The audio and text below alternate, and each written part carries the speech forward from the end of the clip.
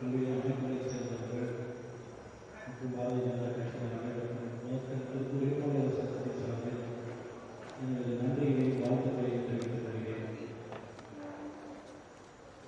அமெரிக்க வரையறுப்பு என்பது அமெரிக்க அதிபராக ட்ரம்ப் அவர்கள் வேட்பாளர் போட்டி போட்டிருந்தது தாங்கள் வர்த்தகம் செய்து கொண்டிருக்கக்கூடிய நாடுகளில் சமநிலை இல்லை, வர்த்தக சமநிலையை நான் மேற்கொள்வதற்காக நான் அறிவிக்க வந்தவுடன் கட்டாயமாக கூடுதல் வரி விற்பேன் என்ற தனது பிரச்சாரத்தில் தெரிவித்திருந்தார். ஜனவரி 2025 சொல்லியிருக்கிறார். ஏப்ரல் மாதம் 9ஆம் தேதி லிபரேஷன் என்று அறிவித்து 190க்கும் அதிகமான நாடுகளுக்கு பல்வேறு சதவீதத்தின் அடிப்படையிலே வரியை விதித்தார். அப்பொழுது இந்தியாவிற்கு மற்ற நாடுகளை விட மிக குறைந்த வரியை விதித்திருக்கிறார். நாடே கொண்டாடியது.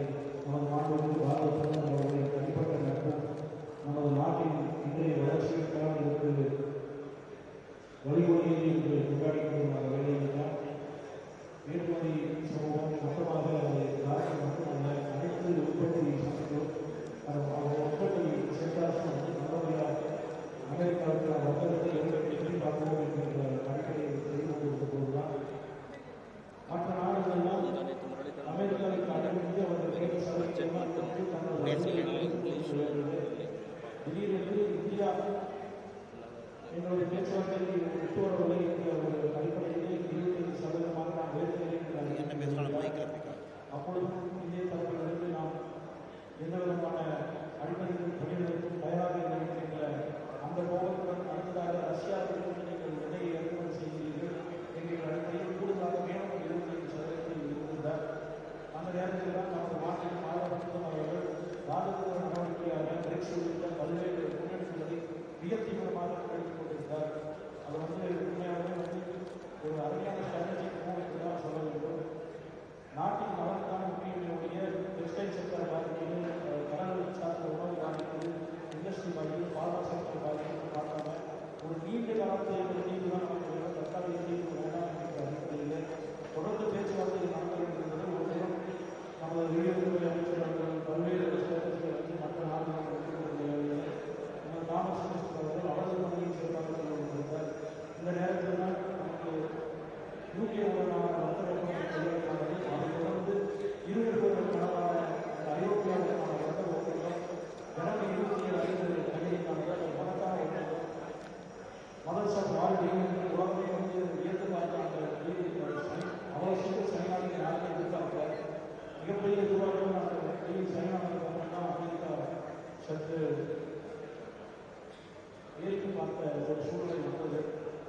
அந்த சமயத்தில் அடுத்த ஒரு 2 வாரங்களிலேயே இந்த நாம் கேட்டுக்கொண்டிருக்கக்கூடிய அத்துணை கண்டிஷன்கள் ஒத்துக்கொண்டு திடீரென்று அமெரிக்காவில் தனது சமூக வளர்ந்து நான் இந்தியாவுக்கு நான் வழியை கொடுக்கிறேன் 15% மாற்றுகிறேன் என்ற அறிவிப்பை வெளியிட்டு பிப்ரவரி 7ஆம் தேதி அதை அமலுக்கு கொண்டு விட்டார். அவ்வளவு விரைவாக அமலுக்கு கொண்டு வந்துவிட்டார்.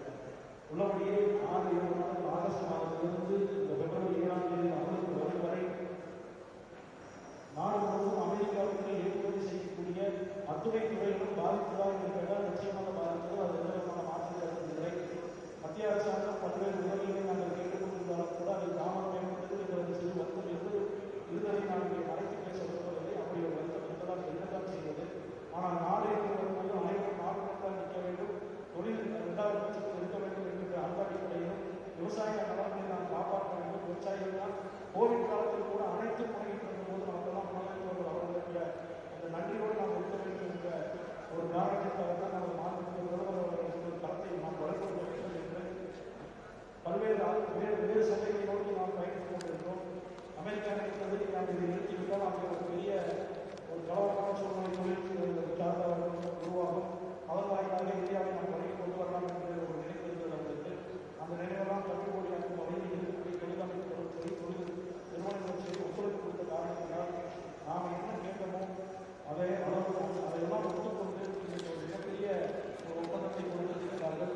மார்ச் மாதத்தில் பயாலஜி என்று சொல்லக்கூடிய அந்த இருதரப்பு ஒப்பந்தங்கள் கையெழுத்தாகும் பொழுது நிச்சயமாக நமது ஏற்றுமதி என்பது 2030 இரட்டிப்பாகும் என்கின்ற அந்த ஒரு நல்ல செய்தியோடு வரக்கூடிய காலகட்டத்தில் யூகேவோட ஒப்பந்தம்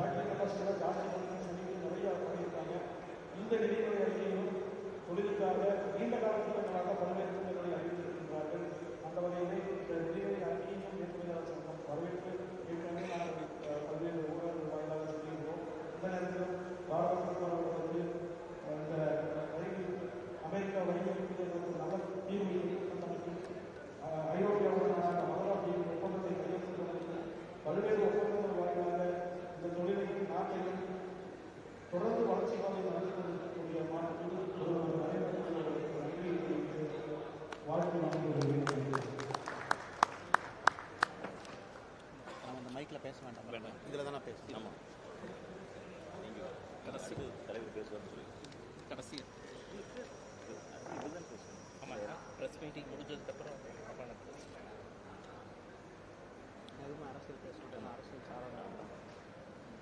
அடுத்ததாக திருப்பூர் எம்எல்ஏ சங்கத்திற்கு நன்றி தெரிவித்துக் கொண்டு நமது முன்னாள் மாநில தலைவர் மதிப்பிற்குரிய திரு அண்ணாமலை இதிலே பேசலாம். ப்ரெஸ் பிரீஃபிங் முடிஞ்சதுக்கப்புறம் எதிர்கால நன்றி பண்ண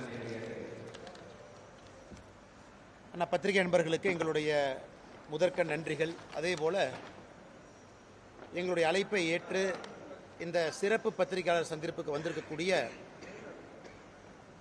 திருப்பூரினுடைய முக்கியமான குழுக்களினுடைய தலைவர்கள் இங்கே வந்திருக்கின்றார்கள். டீ அமைப்பு, Palladam textile owners association, dyeing association, SIMA, TEKPA, KNITMA, dyeing and chemical, rotary screen print association, yarn merchant, SIMCA, LUP, polybag, டிக்மா, எல்லா சங்கத்திலிருந்தும் கூட திருப்பூரை வழிநடத்தி கொண்டிருக்கக்கூடிய முக்கியமான தலைவர்கள் வந்திருக்கின்றார்கள். இது அரசியல் சார்ந்த ஒரு பத்திரிகையாளர் சந்திப்பு கிடையாது.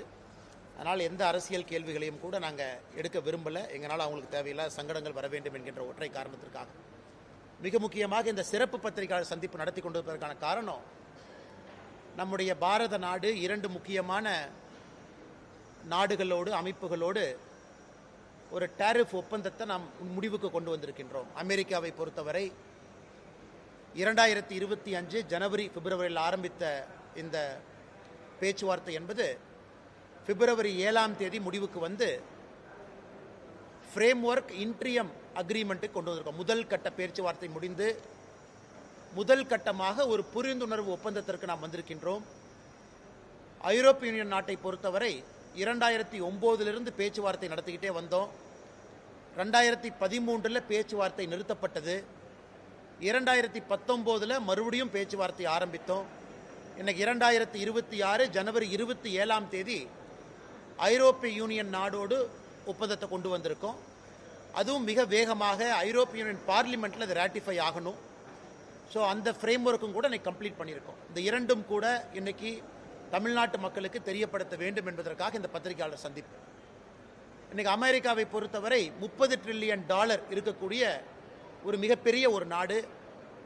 27 நாடுகள் இருக்கக்கூடிய ஐரோப்பிய யூனியனை பொறுத்தவரை அது 23 ட்ரில்லியன் இருக்கக்கூடிய ஒரு நாடு. இன்னைக்கு இந்தியாவையும் ஐரோப்பிய யூனியன் சேர்த்துனா நம்ம 2 பேர் 27 ட்ரில்லியன், அமெரிக்கா மட்டும் தனியாக 30 ட்ரில்லியன். இன்னைக்கு பெரும் 15 FTA நம்ம கையெழுத்து போட்டிருந்தாலும் கூட, 15 ஃப்ரீ ட்ரேட் அக்ரிமெண்ட் நம்முடைய பாரத நாடு கையெழுத்து போட்டிருந்தாலும் கூட, மிடில் ஈஸ்ட்லேருந்து கொரியா, ஜப்பான், யூகேவோட காம்ப்ரிஹென்சிவ் எக்கனாமிக் ஃப்ரேம் ஒர்க் அதுவும் பண்ணியிருக்கோம். இந்த இரண்டும் மிக மிக முக்கியமானது என்கின்ற காரணத்தினால இந்த இரண்டையும் உங்கள் முன்னால் இன்று பேசுகின்றோம். திருப்பூர்லேருந்து இன்னைக்கு சங்கங்கள் வந்திருக்கின்ற காரணத்தினால மிக முக்கியமாக இன்னைக்கு இந்த பகுதி திருப்பூரினுடைய வளர்ச்சி இன்னும் ஒரு 5 to 10 ஆண்டு கால காலகட்டத்தில் இங்கே இருக்கக்கூடிய தலைவர்களுடைய தலைமையில் மிகப்பெரிய பரிமாணமான ஒரு வளர்ச்சி திருப்பூருக்கு நம்ம பார்க்க போகிறோம். சமீபத்தில் 10 fastest growing cities in the world 2035 முடியும் பொழுது உலகத்தினுடைய 10 வேகமாக வளரக்கூடிய நகரங்கள் எது அப்படிங்கிற பட்டியலை ஆக்ஸ்போர்ட் எக்கனாமிக்ஸ் போட்டிருந்தாங்க. இதில் ஆச்சரியம் என்னன்னா, அந்த 2018 2035 வரை வளரக்கூடிய வேகமான 10 நகரங்கள் 10 நம்முடைய நாட்டில் தான் இருக்கு. முதல் நகரம் சூரத், ஆக்ரா, பெங்களூரு, ஹைதராபாத், நாக்பூர், திருப்பூர், ராஜ்கோட், திருச்சிராப்பள்ளி, சென்னை, விஜயவாடா.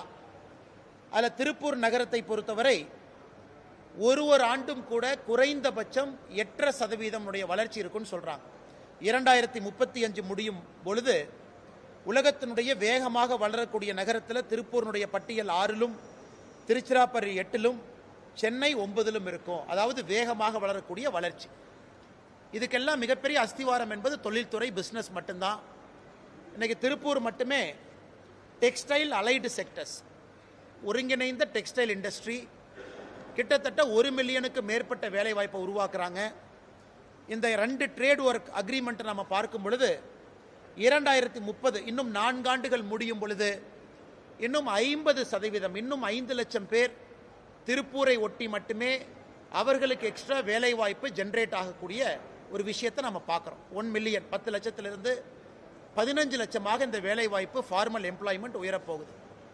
அதே போல் திருப்பூரினுடைய எக்ஸ்போர்ட் செக்டர் இன்னைக்கு 40,000 கோடி ரூபாய் ஏறத்தாழ இருக்கிறோம். டொமஸ்டிக் மார்க்கெட் 40,000 கோடி ரூபாய் இருக்கிறோம். மொத்தமாக திருப்பூரை பொறுத்தவரை 80,000 கோடி ரூபாய் இன்னைக்கு தொழில்துறை திருப்பூர் இருக்கு. அதில் அமெரிக்காவுக்கு மட்டுமே சராசரியாக ஒரு 13,000 கோடி ரூபாய்க்கு வர்த்தகம் செய்கிறோம்.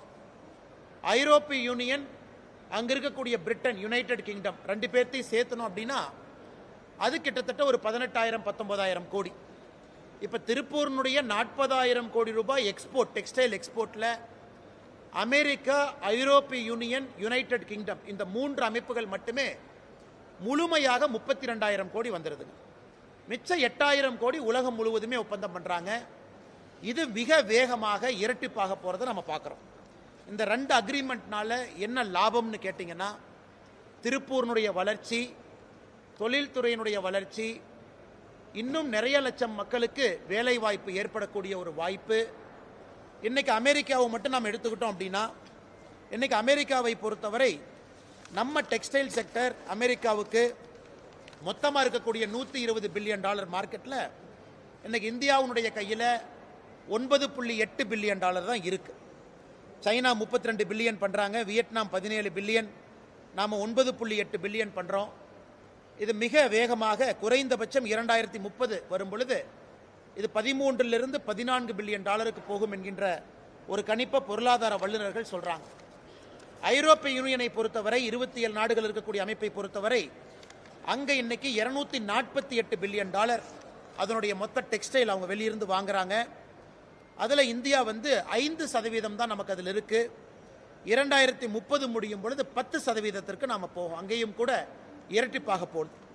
குறைந்தபட்சம் இன்னும் 4 to 5 ஆண்டுகள் காலகட்டத்தில் அமெரிக்காவாக இருக்கட்டும், ஐரோப்பிய யூனியனாக இருக்கட்டும், இங்க இருக்கக்கூடிய தலைவர்களுடைய தலைமையில் திருப்பூரை பொறுத்தவரை 40,000 கோடி என்று சொல்லக்கூடிய எக்ஸ்போர்ட் என்பது குறைந்தபட்சம் 60,000 கோடி ரூபாய்க்கு வேகமாக அது செல்ல போகிறது. அது மிகப்பெரிய ஒரு மகிழ்ச்சியான செய்தி நமக்கு கிடைத்திருக்கிறது. அது மட்டும் இல்லை, நம்முடைய பத்திரிகை நண்பர்களுக்கு இன்னொரு விஷயத்தையும் கூட தெரியப்படுத்த விரும்புகின்றோம். உலக நாடுகளை பொறுத்தவரை ட்ரம்ப் அவர்கள் வந்த பிறகு வரி விதிப்பு அதிலிருந்து யாருமே தப்பிக்க முடியாது. இன்னைக்கு நம்முடைய காம்படிட்டர்ஸாக இருக்கக்கூடிய வியட்நாமா, பங்களாதேஷா, டெக்ஸ்டைல் இருக்கக்கூடிய நாடுகள் நாம் எடுத்துக்கிட்டோம்னா, ட்ரம்பை பொறுத்தவரை ஒரு நாடும் கூட பேலன்ஸ் ஆஃப் ட்ரேட் டிஃபிசிட் எவ்வளோ இருக்கோ அதை பொறுத்து வரி போடுறாங்க. இன்னைக்கு இந்தியாவை பொறுத்தவரை அமெரிக்காவுக்கு $86 பில்லியன் நாம் எக்ஸ்போர்ட் பண்ணுறோம், $41 பில்லியன் இம்போர்ட் பண்ணுறோம். அப்போ $45 பில்லியன் நம்மகிட்ட பாசிட்டிவாக பேலன்ஸ் ஆஃப் ட்ரேட் இருக்கு. இப்போ ட்ரம்பை பொறுத்தவரை எந்த நாடுகள்லாம் அமெரிக்காவை பொறுத்தவரை அதிகமான எக்ஸ்போர்ட்டும் கம்மியான இம்போர்ட் இருக்கோ எல்லா நாட்டுக்கும் வரி போட்டுக்கிட்டே வர்றாங்க. அதில் இந்தியாவுக்கு ஆரம்ப காலகட்டத்தில் 25% போட்டாங்க. ரஷ்யாட்டிருந்து ஆயில் வாங்குறதுக்காக இன்னும் ஒரு 25%, 50% இருந்துச்சு. நவம்பர் 2025 குறியீடை பார்க்கும் பொழுது நவம்பர் 24 to நவம்பர் 25 திருப்பூரிலிருந்து அமெரிக்காவுக்கு போகக்கூடிய எக்ஸ்போர்ட் மட்டுமே 31 விழுக்காடு குறைந்திருந்தது. அந்த ஒரு ஆண்டு கணக்கு எடுத்துக்கிட்டோம்னா நவம்பர் 24 to நவம்பர் 25 திருப்பூரிலிருந்து அமெரிக்காவுக்கு செல்லக்கூடிய டெக்ஸ்டைல் அப்பேரல் பொருட்கள் 31% டவுன். அது கண்டிப்பாக நமக்கு ஒரு பெரிய வீழ்ச்சி தான். எனக்கு முன்பு பேசின தலைவர் அவர்கள் சொன்னாங்க, ஒரு விதத்தில் அது அவங்களுக்கு சங்கடமாகத்தான் இருந்துச்சு. பட் இருந்தும் இந்த ஒரு ஆண்டு காலம் பேச்சுவார்த்தைக்கு பிறகு எனக்கு இந்தியாவுக்கு உலக நாடுகள் மத்தியில் ஒரு காம்படேட்டிவான டாரிஃப் நமக்கு கிடைத்திருக்கு. 18 விழுக்காடு நமக்கு கிடைத்திருக்கு காம்படேட்டிவ் டாரிஃப். அமெரிக்காவை பொறுத்தவரை நட்பு நாடாக இருக்கக்கூடிய யூகேக்கு 10% கொடுத்துருக்குறாங்க. நீண்ட நாட்களாக அவர்களுக்குள் இருக்கக்கூடிய ஸ்பெஷல் ரிலேஷன்ஷிப், ப்ரிவிலேஜ் ரிலேஷன்ஷிப் காரணமாக கொரியாவுக்கு 15% கொடுத்துருக்குறாங்க.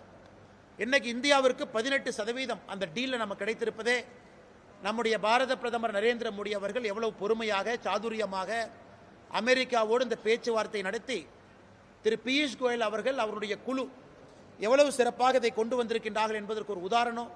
18 விழுக்காடு இன்னைக்கு இந்தியா அமெரிக்கா இந்த டீலில் 18%. அதில் இன்னும் குறிப்பாக சொல்ல வேண்டும் என்றால், இந்த $86 பில்லியன் எக்ஸ்போர்ட்டில் $41 பில்லியன் எக்ஸ்போர்ட்னா டாரிஃபில் இருந்துச்சு. ஏன்னா அது ரெசிப்ரோக்கல் டாரிஃப்.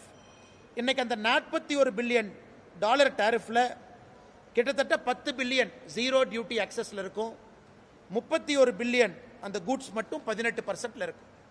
ஒரு வியட்நாமை நம்ம கம்பேர் பண்ணும் பொழுது வியட்நாம் 20% இருக்கு. அதே போல பங்களாதேஷை பார்க்கும் பொழுது பங்களாதேஷ் 19% இருக்கு. பாகிஸ்தானுக்கும் 19%. இது ஒரு பக்கம். இன்னைக்கு ஐரோப்பிய யூனியன் தான் பெரும் வரப்பிரசாதமாக நம்முடைய திருப்பூர் நகரத்தில் இருக்கக்கூடிய டெக்ஸ்டைல் செக்டருக்கு அமைந்திருக்கிறது. 2023க்கு பிறகு ஐரோப்பிய யூனியன் உலக நாடுகளுக்கு கொடுத்த ஸ்பெஷல் பிரிவிலேஜை வித்ட்ரா பண்ணிட்டாங்க. இந்தியாவுக்கு இருந்த generalise scheme of preference GSP withdraw பண்ணிட்டாங்க. ஆனால் பங்களாதேஷை பொறுத்த வரைக்கும் லீஸ்ட் டெவலப் கண்ட்ரி அப்படிங்கிற காரணத்தினால 0 டியூட்டி ஆக்சஸ்ல இருந்தாங்க. நம்முடைய இந்திய நாட்டிற்கு இத்தனை ஆண்டு காலமாக 12% டியூட்டி இருந்துச்சு ஐரோப்பிய யூனியன்.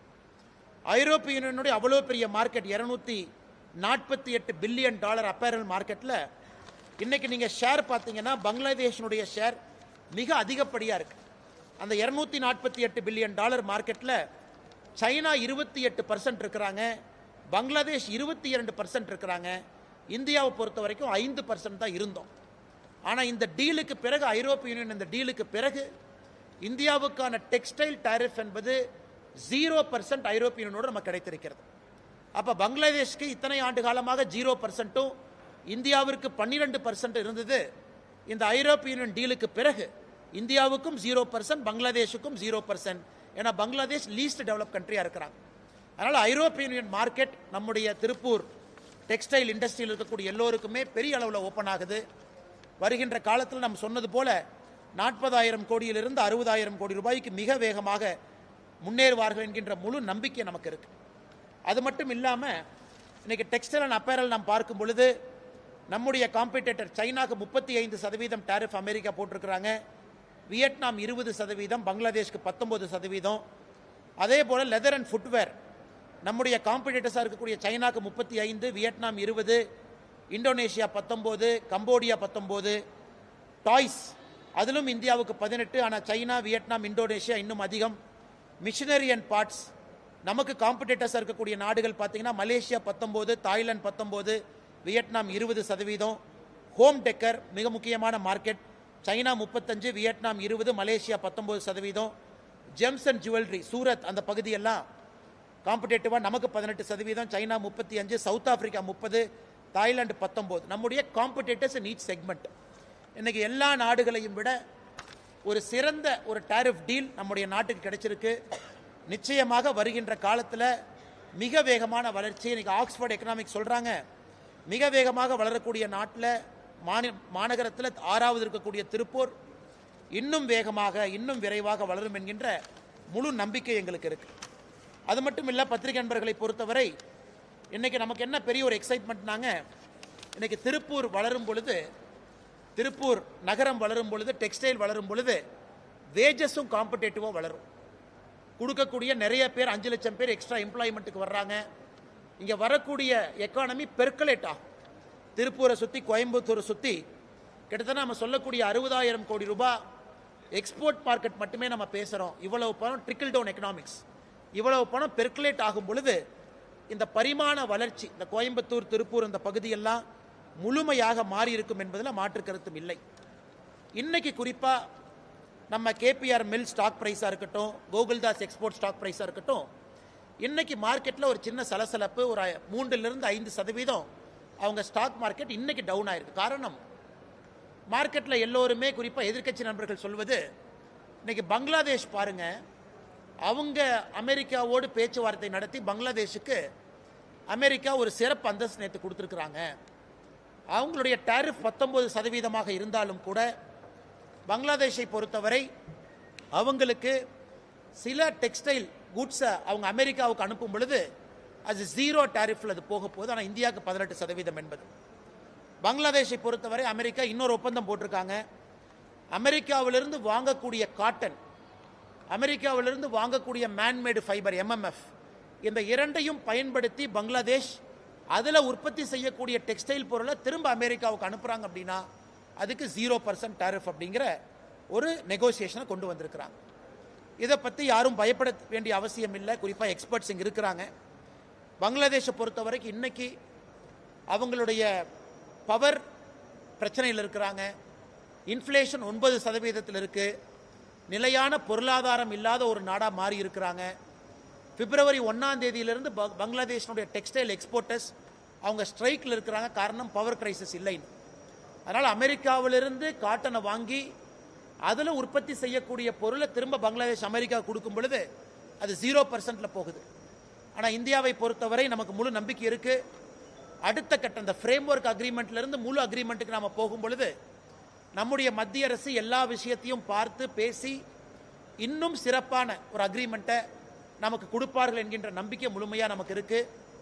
அதே நேரத்தில் ஒரு பக்கம் நம்ம காட்டன் விளைவிக்கக்கூடிய விவசாயிகளையும் பாதுகாக்கணும், இன்னொரு பக்கம் காட்டனை வைத்து பொருளை உற்பத்தி செய்யக்கூடிய திருப்பூர் நகரத்தினுடைய எக்ஸ்போர்ட்டர்ஸையும் பாதுகாக்கணும். இந்த இரண்டு விஷயத்தையும் கூட நம்முடைய மாநில அரசு செய்ய வேண்டிய கட்டாயம் இருக்கு, மத்திய அரசு செய்ய வேண்டிய கட்டாயம் இருக்கு. அதையும் நாம் இப்போது செய்து கொண்டிருக்கின்றோம். அது மட்டுமில்லை சொந்தங்களே, இந்த வெறும் ஒரு டாரிஃப் டீல் அக்ரிமெண்ட் என்பதை தாண்டி நம்முடைய பாரத பிரதமருடைய மித்ரா டெக்ஸ்டைல் பார்க் இந்தியா முழுவதுமே 6 பார்க் கொடுத்தாங்க. அதில் ஒரு பார்க் தமிழ்நாடு விருதுநகர் கிடைச்சிருக்கு.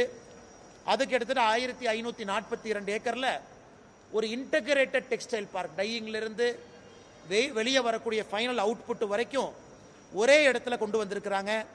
10,842 கோடி ரூபாய் அதற்கான நிதி ஒதுக்கப்பட்டு இன்னைக்கு வேலைகளும் கூட PM மித்ரா டெக்ஸ்டைல் பார்க்கில் ஆரம்பிக்கப்பட்டிருக்கிறது. இது போன்ற பல விஷயங்களை தொடர்ந்து நம்முடைய மத்திய அரசு, பாரத பிரதமர் நரேந்திர மோடி அவர்கள் இன்னைக்கு அதை கொடுத்துட்டு இருக்காங்க. அதை தாண்டி நமக்கு ஒரு பெரிய விஷயம் என்னன்னா, இன்னைக்கு இந்தியா ஒரு $35 ட்ரில்லியன் பொருளாதார நாடாக மாறணும், பெரிய நாடாக மாறினா நம்முடைய திருப்பூர் பிராண்ட் இன்னைக்கு குளோபல் பிராண்டாக மாறணும். அது நிச்சயமாக இங்கே இருக்கக்கூடிய நம்முடைய தலைவர்கள் இங்கே இருக்கிறாங்க. இந்த வாய்ப்பை பயன்படுத்தி இந்தோ அமெரிக்கா ஒப்பந்தத்தை பயன்படுத்தி, ஐரோப்பிய யூனியன் ஒப்பந்தத்தை பயன்படுத்தி திருப்பூரில் இருக்கக்கூடிய பிராண்ட் இன்னைக்கு உலக பிராண்டுகளாக மாற போகிறாங்க அப்படிங்கிற முழு நம்பிக்கை நமக்கு இருக்கு. இன்னைக்கு டொமஸ்டிக் பிராண்டு நம்ம சொல்கிறோம். இந்த டொமஸ்டிக் பிராண்டெல்லாம் வருகின்ற காலத்தில் ஒரு இன்டர்நேஷ்னல் பிராண்டாக அடுத்த ஒரு 10 ஆண்டுகளுக்குள்ள அவர்கள் மாறுவார்கள். அவங்க மாறும் பொழுது இந்தியாவுடைய வளர்ச்சி நிச்சயமாக அடுத்த கட்டத்திற்கு இது சென்றிருக்கும். அடுத்த டெக்ஸ்டைலை தாண்டி இன்னும் மற்ற செக்டரை பார்த்தோம் அப்படின்னா, அமெரிக்கா நிறைய நாடுகளோடு ஒப்பந்தம் போட்டிருக்கிறாங்க. ஆனால் இந்தியாவோடு போடப்பட்டிருக்கக்கூடிய ஒப்பந்தத்தில் மட்டும்தான் நம்முடைய அக்ரிகல்ச்சர் விவசாயத்துறையை நம்ம ப்ரொடெக்ட் பண்ணியிருக்கிறோம். இன்னைக்கு அமெரிக்காவை பொறுத்தவரை எல்லா இடத்திலும் அவங்களுடைய விவசாய பொருட்களை ஏற்றுமதி செய்ய வேண்டும் என்கின்ற ஒற்றை குறிக்கோள் இருக்கின்றார்கள். எனக்கு உதாரணமாக நீங்கள் பங்களாதேஷ் பார்த்துக்கிட்டிங்கன்னா, அமெரிக்க அக்ரிமெண்ட்டில் முழு விவசாயத்தை ஓப்பன் பண்ணியிருக்கிறாங்க. ஆனால் இந்தியாவை பொறுத்தவரை இன்னைக்கு அமெரிக்க ஒப்பந்தத்தில் நம்முடைய விவசாயிகளுக்கு முக்கியமான பொருட்கள் எதையும் கூட நாம் இந்த டாரிஃப் டீலில் கொண்டு வரல. உதாரணத்திற்கு மீட்டு கொண்டு வரல, உதாரணத்திற்கு டைரி பால் சம்பந்தப்பட்ட எந்த பொருளும் கொண்டு வரல, உதாரணத்துக்கு இந்தியாவில் உற்பத்தி ஆகக்கூடிய பழங்கள் பனானா கொண்டு வரல, கிவி கொண்டு வரல, பப்பாயா கொண்டு வரல, சோயா பீன் அமெரிக்காவை பொறுத்தவரை உலகத்தில் அதிகமாக உற்பத்தி செய்யக்கூடிய ஒரு நாடு. இந்தியாவுக்குள்ள சோயா பீனை கொண்டு வரணும்னு சொன்னாங்க, அதையும் இந்த திட்டத்தில் நம்ம கொடுக்கல. ஸோ ஒட்டுமொத்தமாக இந்த திட்டத்தை பொறுத்தவரை எப்படி தொழில்துறைக்கு ஒரு முக்கியத்துவம் கொடுத்துருக்கிறோமோ அதே போல விவசாயத்துறையை கம்ப்ளீட்டாக இந்த அக்ரிமெண்ட்ல நம்ம ப்ரொடெக்ட் பண்ணியிருக்கோம். அதே நேரத்தில் இந்தியாவிலிருந்து அமெரிக்காவுக்கு போகக்கூடிய நம்முடைய பனானா 0% டாரிஃப்ல போகும். இந்தியாவிலிருந்து போகக்கூடிய நம்முடைய சிட்ரஸ் ஃப்ரூட், குறிப்பாக நம்முடைய எலுமிச்சம்பழத்திலிருந்து சிட்ரஸ் ஃப்ரூட், அது அமெரிக்காவுக்கு 0%ல போகும். இந்தியாவிலிருந்து போகக்கூடிய பப்பாயா 0%ல போகும். அதனால் விவசாயத்துறைக்கும் கூட அடுத்த 10 ஆண்டுகளில் ஏற்றுமதியில் ஒரு மிகப்பெரிய வாய்ப்பு இந்த அக்ரிமெண்ட் உருவாக்கி இருக்கிறது. ஆனால் எதிர்க்கட்சி நண்பர்களுடைய குற்றச்சாட்டு, சில விவசாய சங்கங்களும் கூட தவறான புரிதலோடு இந்தியாவில் ஒன் டே நாங்கள் ஸ்ட்ரைக் கால் பண்ணுறோம் அப்படின்னு சொல்லியிருப்பது வேதனைக்குரியது. காரணம், மற்ற நாட்டுகளோடு நடந்திருக்கக்கூடிய ஒப்பந்தமும் நம்முடைய நாட்டோடு நடந்திருக்கக்கூடிய ஒப்பந்தத்தை பார்க்கும் பொழுது விவசாயத்துறையில் மிக முக்கியமாக நம்ம சொல்லியிருக்கோம், genetically modified crop GM crop இந்தியாவுக்குள்ள அனுமதி இல்லை என்பதை மறுபடியும் உறுதியோடு இந்த அக்ரிமெண்ட்டில் நம்ம போட்டிருக்கோம். மற்ற எல்லா இடத்துக்கும் அமெரிக்காவை பொறுத்தவரை ஜெனட்டிக்கலி மாடிஃபைடு GM கிராப் அனுப்புகிறாங்க, ஆனால் இந்தியாவுக்கு அது கிடையாது. அதனால் விவசாயத்துறையிலும் கூட நம்முடைய விவசாய நண்பர்களுக்கு மோடி அவர்கள் உறுதியாக இருந்திருக்கிறாங்க. டெக்ஸ்டைல் துறைக்கு gems and jewellery, leather, machinery எல்லா துறைக்கும் கூட நம்முடைய அரசு உறுதுணையாக இந்த 2 அக்ரிமெண்ட்டை போட்டு கொடுத்துருக்கோம். ஸோ நிச்சயமாக இதை தொழில்துறை பயன்படுத்தி வருகின்ற காலத்தில் முழுமையாக இதை அவங்க கவனத்தில் கொண்டு அவங்க கெப்பாசிட்டி எக்ஸ்பான்ஷனை இன்னும் தைரியமாக அவங்க கெப்பாசிட்டியை விஸ்தாரப்படுத்தி விரிவுபடுத்தி நல்ல குளோபல் பிராண்டை இங்கிருந்து குவாலிட்டியாக உருவாக்கி ஐரோப்பிய யூனியனாக இருக்கட்டும், அமெரிக்காவாக இருக்கட்டும், யூகேவாக இருக்கட்டும், இந்த 40,000 கோடி எக்ஸ்போர்ட் என்பது இன்னும் 4 ஆண்டுகளில் அது 60,000 கோடியாகவும் ஒரு 7 இயர் ஃப்ரேம் ஒர்க்கில் அது இரட்டிப்பு செய்து உள்நாட்டிலும் கூட அந்த 40,000 கோடி உள்நாட்டையும் கூட இன்னும் வேகமாக அதை வளர்த்திருப்பார்கள் என்கின்ற முழு நம்பிக்கை எங்களுக்கு இருக்கு. அது மட்டும் இல்லை, இதை குறிப்பாக பியூஷ் கோயல் அவர்கள் உறுதியளித்திருக்கின்றார்கள். மிக விரைவில் திருப்பூர் வருவதாக உறுதியளித்திருக்கின்றார்கள். எங்களுக்கும் பாரத பிரதமர் அவர்கள் அடுத்த முறை தமிழகம் வரும் பொழுது இங்க இருக்கக்கூடிய தொழிலதிபர்களுக்கு ஒரு வாய்ப்பை ஏற்படுத்தி கொடுத்து பிரதமரோடு தமிழகம் வரும் பொழுது பிரதமருக்கு நன்றி சொல்வதற்கு, பிரதமரோடு பேச்சுவார்த்தை நடத்தி நன்றி சொல்வதற்கும் ஒரு வாய்ப்பை ஏற்படுத்தி கொடுக்க வேண்டும் என்கின்ற ஒரு நோக்கத்தோடு பாரதிய ஜனதா கட்சி முயன்று கொண்டிருக்கின்றோம். அதற்கான எல்லா முயற்சியும் கூட வருகின்ற அடுத்த 2-3 வாரத்தில் நாங்கள் எடுப்போம் என்கின்ற உறுதியும் கூட இந்த நேரத்தில் இங்கு வந்திருக்கக்கூடிய எல்லா தலைவர்களுக்கும் கூட நாங்கள் தெரிவித்துக் கொள்ள விரும்புகின்றோம். அருமை சொந்தங்களே, இது மட்டும் இல்லை, இன்னைக்கு இன்னும் அதிகப்படியாக நாம் போனோம் அப்படின்னா ஐரோப்பிய யூனியனை பொறுத்தவரை அடுத்த 10 ஆண்டுகளுக்கான டீலாக நம்ம பிரித்து கொண்டு வந்திருக்கோம். உதாரணத்துக்கு சிலது இம்மீடியட்டாக இன்னைக்கே 0% டாரிஃபில் வந்துடும். அடுத்த 10 ஆண்டுகளுக்குள்ள ஆட்டோமொபைல் செக்டார், இன்னைக்கு ஐரோப்பிய யூனியனிலிருந்து நாம் இம்போர்ட் பண்ணக்கூடிய பென்ஸு, BMW அது போன்ற உயர்ந்த ரக கார்கள் இன்னைக்கு 130% வரியில் இருக்கு. அந்த கார் 100 ரூபா அப்படின்னா இந்தியாவில் 230 ரூபாய்க்கு தான் வாங்க முடியும். அது இம்மீடியட்டாக அது போன்ற ஹை எண்ட் கார்ஸ், அதாவது 15,000 யூரோக்கு மேலே இருக்கக்கூடிய காரெல்லாம் அடுத்த 10 ஆண்டுகளில் 0 டாரிஃபுக்கு வந்துடும். இம்மீடியட்டாக 130லிருந்து 35% வரி குறைச்சிருக்கிறோம். ஸோ இந்திய நாட்டில் இருக்கக்கூடிய டொமஸ்டிக் பிராண்ட், நம்முடைய local car 85% car below 15,000 euro இருக்கு. அவங்க இந்த டீலில் ப்ரொடெக்ட் ஆகிக்கிறாங்க, எந்த பிரச்சனையும் கிடையாது. அதே போல் ஹை எண்ட் காரை பணம் கொடுத்து, அதிக பணம் கொடுத்து வாங்குறவங்க இப்போ இருந்து அவர்களுடைய டாரிஃப் டீல் குறையுது, ரேட் குறையுது. அடுத்த 10 ஆண்டுகளில் படிப்படியாக அது குறைஞ்சு ஒரு வருஷக்கும் 2,50,000 கார் அப்படிங்கிற ஒரு கோட்டா சிஸ்டத்தையும் கூட கொண்டு வந்து நம்முடைய ஆட்டோமொபைல் செக்டரை ஒரு பக்கம் ப்ரொடெக்ட் பண்ணியிருக்கிறோம். இன்னொரு பக்கம் நல்ல உயர் ரக கார் யாருக்கு வேணும்னு நினைக்கிறாங்களோ அவர்களுக்கு வாங்குவதற்கான வாய்ப்பையும் கூட நாம் ஏற்படுத்தி கொடுத்திருக்கின்றோம். அது மட்டும் இல்லை, home textile floor covering Karur, Erode போன்ற நகரத்திலிருந்து கார்பெட், பெட்ஷீட் இதெல்லாம் கூட நாம் அனுப்பிக்கிட்டு இருக்கோம். அது நேரடியாக ஐரோப்பிய யூனியனில் இன்னைக்கு பாகிஸ்தான், டர்க்கி, வியட்நாம் இவங்கெல்லாம் நம்மகிட்ட போட்டி போடுறாங்க. அந்த மார்க்கெட்டும் கூட பெரிய அளவில் கரூரிலிருந்து கொங்கு பகுதி வரை அந்த மார்க்கெட் பெரிய அளவில் ஓப்பனாக இருக்கு. இன்னைக்கு அமெரிக்காவை பொறுத்தவரை இம்போர்ட் எக்ஸ்போர்ட் இரண்டும் சேர்த்து $125 பில்லியன் நம்ம பண்ணுறோம். அது மிக விரைவில் $180 பில்லியன் இன்னும் 2 ஆண்டுகளில் உயர்வதற்கான வாய்ப்பு, சாத்தியக்கூறு இருக்கு. அதனால் ஒட்டுமொத்தமாக பாரதிய ஜனதா கட்சி சார்பாக நம்முடைய இங்கே வந்திருக்கக்கூடிய எங்களுடைய அழைப்பை ஏற்று இங்கே வந்திருக்கக்கூடிய தொழிலதிபர் அவர்கள் அரசியல் எல்லாம் தாண்டி, ஏன்னா வேற கட்சியில் எல்லாமே இருக்கிறாங்க, மத்திய அரசுக்கு ஒரு நன்றி சொல்வதற்காக, பாரத பிரதமர் நரேந்திர மோடி அவர்களுக்கு நன்றி சொல்வதற்காக, நம்முடைய காமர்ஸ் மினிஸ்டர் பியூஷ் கோயல் அவர்களுக்கு நன்றி தெரிவிப்பதற்காக, நம்முடைய நிதி அமைச்சர் அம்மையார் நிர்மலா சீதாராமன் அவர்களுக்கு நன்றி தெரிவிப்பதற்காகத்தான் இந்த பத்திரிகையாளர் சந்திப்புக்கு வந்திருக்கிறாங்க. அதனால் நிச்சயமாக இதை மாநில அரசும் பயன்படுத்திக்கணும். மாநில அரசு அதை பயன்படுத்தி, இன்னைக்கு தமிழ்நாட்டினுடைய தொழில்துறை அமைச்சர் TRB ராஜா அவர்கள் சொல்லியிருந்தார்கள், production linked incentive PLI scheme வந்த பிறகு 69% எலக்ட்ரானிக் செக்மெண்ட்ல தமிழ்நாட்டில் வேலை வாய்ப்பு உருவாகி இருக்கிறது அதிகமாக சொல்லியிருந்தாங்க. அதை நாங்கள் வரவேற்கிறோம். ஒரு மாநிலத்தில் எங்களுக்கு எதிர்க்கட்சியாக இருந்தாலும் கூட மத்திய அரசினுடைய திட்டங்களை முழுமையாக பயன்படுத்தி அந்த மாநிலத்தினுடைய வளர்ச்சிக்கு அவர்கள் உழைக்கும் பொழுது எங்களை விட சந்தோஷப்படுறவங்க யாருமே இருக்க மாட்டோம். இன்னைக்கு தமிழ்நாடு எலக்ட்ரானிக் எக்ஸ்போர்ட்டில் நம்பர் 1 ஸ்டேட்டாக நாம் இருக்கோம். கிட்டத்தட்ட இன்னைக்கு $15 பில்லியன் நம்ம தாண்டி இருக்கிறோம் எலக்ட்ரானிக் எக்ஸ்போர்ட்டை பொறுத்த வரைக்கும். அது எல்லாமே PLI ஸ்கீமில் நடந்திருக்கு. அது போன்ற அடுத்த டெக்ஸ்டைல் துறையும் கொடிகட்டி பறக்கணும். மித்ரா பார்க்கிலிருந்து மாநில அரசு இன்னும் நிறைய சலுகைகள் கொடுத்து டெக்ஸ்டைல் பார்க்கையும் அடுத்த கட்டம் எடுத்து கொண்டு போகணும். பல்லடத்தை பொறுத்தவரை இந்த பகுதி நிறைய தொழில் வளர்ச்சி, பல்லடத்தில் ஒரு பெரிய எக்ஸ்போர்ட் இன்னைக்கு வேகமாக பல்லடம் வளர்ந்து கொண்டிருக்கிறது. திருப்பூர் எந்த அளவுக்கு பேர் வாங்கியிருக்கோ பல்லடம் மிக வேகமாக வளர்ச்சி பாதையில் இருக்கு.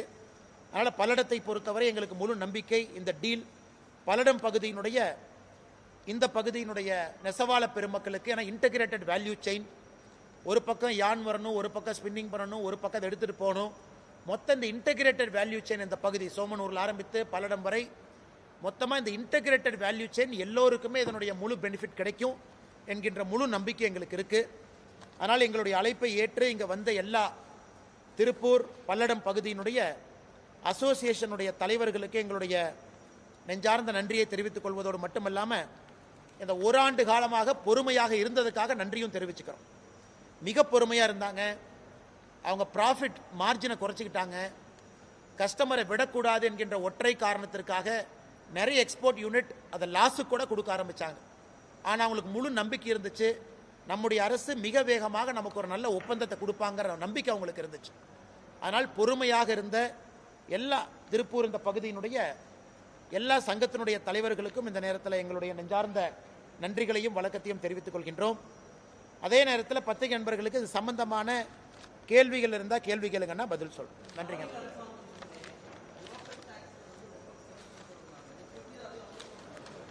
அண்ணா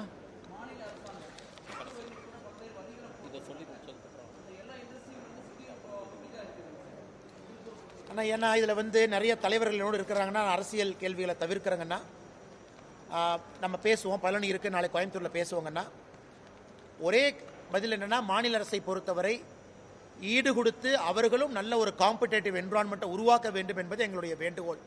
நல்ல என்விரான்மெண்ட்டை உருவாக்கணும். அவர்களுக்கு கிடைத்திருக்கக்கூடிய சலுகையை முழுமையாக அவர்கள் பயன்படுத்துவதற்கு அந்த வாய்ப்பை ஏற்படுத்தி கொடுக்கணும்.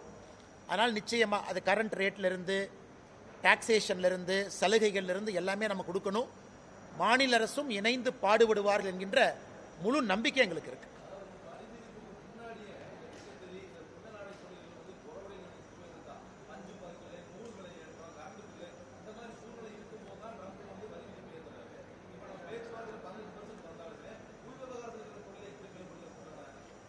ஆனால் அந்த இன்டகிரேட்டட் வேல்யூ செயின் அப்படின்னு நம்ம சொன்னோங்கன்னா, அன்றைக்கி ஒரு எக்ஸ்போர்ட்டு, ஒரு நிட்டட் நாம் அனுப்புகிறோம், இங்கிருந்து நாம் ஒரு பொருள் அனுப்புகிறோம், ஒரு டெக்ஸ்டைல் பொருள் அனுப்புகிறோன்னா அது திருப்பூரில் இருக்கக்கூடிய யூனிட் மட்டும் பயன்பட போகிறதில்ல, பல்லடத்தில் இருக்கக்கூடிய யூனிட் மட்டும் பயன்பட போகிறதில்ல. இங்கே இருக்கக்கூடிய நெசவாள பெருமக்கள் எல்லாமே முழு இன்டகிரேட்டட் வேல்யூ செயின் பயன்பட போகிறாங்க. ஏன்னா ஒரு பக்கம் மக்க நெய்யணும், ஒரு பக்கம் நூல் வரும் பொழுது அதை ஸ்பின் பண்ணணும், அதிலிருந்து யான் எல்லாத்துக்குமே இன்றைக்கி வந்து இதில் முழுமையாக, ஏன்னா அவங்களுக்கு ஒரு தண்ணி வரும் பொழுது மொத்தமாக எல்லாத்தையும் உயர்த்துவது போல இந்த பகுதி முழுவதுமே உயர்ந்து அடுத்த கட்டத்திற்கு போகும் என்கின்ற நம்பிக்கை எங்களுக்கு இருக்குது. அதே நேரத்தில் ஸ்ட்ரக்சரல் ப்ராப்ளம் நிறையா இருக்குது. அந்த ஸ்ட்ரக்சரல் ப்ராப்ளம் என்பது வரி விதிப்பிலிருந்து, எலக்ட்ரிசிட்டி சார்ஜிலிருந்து ஸ்ட்ரக்சரல் ப்ராப்ளம் இருக்குது. அதுவும் வருகின்ற காலத்தில் கொஞ்சம் கொஞ்சமாக களையப்படும் என்கின்ற முழு நம்பிக்கை இருக்குது. அதனால் மெயினாக வந்து அந்த பெசிமிசம், இந்த ஓராண்டு காலமாக பெசிமிசம், ஒரு பயம், அடுத்த கட்டம் செல்வோமா என்கின்ற ஒரு தடுமாற்றம், அதெல்லாம் இந்த ஒரு மாத காலத்தில், குறிப்பாக ஜனவரி 27ஆம் தேதி இந்தியா யூரோப்பியன் யூனியன் டீல், பிப்ரவரி 7ஆம் தேதி அமெரிக்காவோடு நாம் போட்டிருக்கக்கூடிய ஒப்பந்தம், இந்த ரெண்டும் சேர்ந்து நிச்சயமாக ஒரு பாசிட்டிவிட்டியை கொடுத்துருக்கு. அதான் எங்களுக்கு மிகப்பெரிய சந்தோஷம். நம்முடைய முரளிதர் மகோல் அவர்கள், மத்திய இணையமைச்சர் கோஆபரேட்டிவ் செக்டார், அவங்க முன்தினம் வந்து உங்களை சந்திச்சுட்டு போயிருக்கிறாங்க. அவங்க அடுத்த 2 மாத காலம் தமிழகத்தினுடைய இந்த பகுதியினுடைய கோஆபரேட்டிவ்ஸ்க்கு சிறப்பு கவனம் கொடுக்க போகிறாங்க. அது மட்டும் இல்லை, திரு அமித்ஷாஜி அவர்கள் இந்த துறையினுடைய அமைச்சராக இருக்கின்ற காரணத்தினால அவர்களோடு ஒரு சிறப்பு சந்திப்பையும் கூட பல்லடம் இந்த பகுதியினுடைய கோஆபரேட்டிவ்ஸ் இருக்கக்கூடிய தலைவர்களை மிக விரைவில் டெல்லிக்கு கூட்டிகிட்டு போய் ஒரு சந்திப்பை ஏற்படுத்த போவதாக நேற்று உறுதியளித்திருக்கின்றார்கள். அதனால் ஒட்டுமொத்தமாக பார்க்கும் பொழுது பிரச்சனை இருக்கு, இல்லை என்று சொல்லவில்லை. அந்த பிரச்சனையை கொஞ்சம் கொஞ்சமாக களைவோம். அதே நேரத்தில் இந்த மிகப்பெரிய ஒரு பாசிட்டிவ் அக்ரிமெண்ட், திருப்பூருக்கு அந்த திறம் இருக்குது. ஃபீனிக்ஸ் பறவையை போல ஒரு வறட்சியாக இருந்த ஒரு பகுதியில் கடந்த 30 ஆண்டு காலமாக 1984க்கு பிறகு 40 ஆண்டு காலத்தில் ஒரு பெரிய ஒரு சாம்ராஜ்யத்தை உருவாக்கி இருக்கிறாங்க இருக்கக்கூடிய நண்பர்கள். அது இன்னும் வேகமாக, இன்னும் விரைவாக மாற்றுவார்கள் என்கின்ற முழு நம்பிக்கை இருக்குது. அதான் உங்களுக்கு நான் படித்து காமிச்சேன். உலகத்தினுடைய 10 வேகமாக வளரக்கூடிய நகரத்தில் திருப்பூர் 6வது இடத்துல இருக்குது. சாதாரண வேலை இல்லைங்க. இப்போ இருந்து 2035 வரைக்கும் ஒரு வருஷமும் 8.36% வளர்ச்சி இருக்குது, குரோத். அதை நீங்கள் கம்பவுண்ட் பண்ணி பாருங்கள். ஆனால் இன்னைக்கு திருப்பூர், கோயம்புத்தூர் இந்த பகுதியில் யார் இருக்கிறாங்களோ மிகப்பெரிய அட்வான்டேஜ் அவங்களுக்கு காத்திருக்கு. அதை முழுமையாக பயன்படுத்துவாங்க நம்பிக்கை எங்களுக்கு இருக்கு.